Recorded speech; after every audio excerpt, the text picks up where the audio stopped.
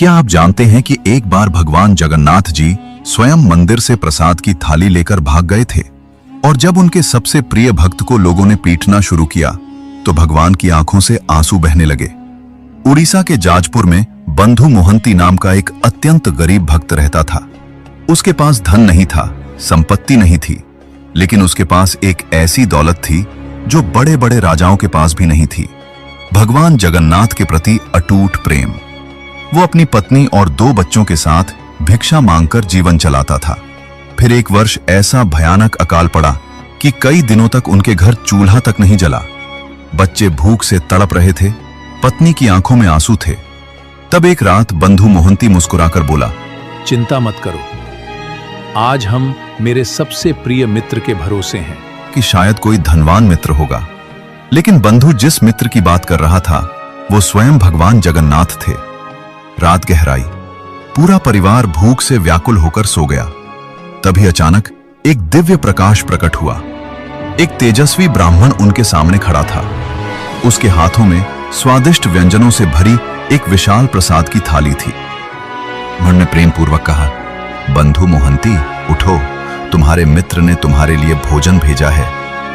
बंधु ने जैसे ही आंखें खोली, उसका हृदय भक्ति से भर गया। उसने पूरे परिवार को जगाया और कई दिनों बाद सबने भरपेट महाप्रसाद ग्रहण किया। लेकिन अगली सुबह मंदिर में हड़कंप मच गया। भगवान जगन्नाथ को अर्पित भोग की एक थाली रहस्यमय तरीके से गायब थी। खोज शुरू हुई और वही थाली बंधु मोहंती की झोपड़ी में मिल गई।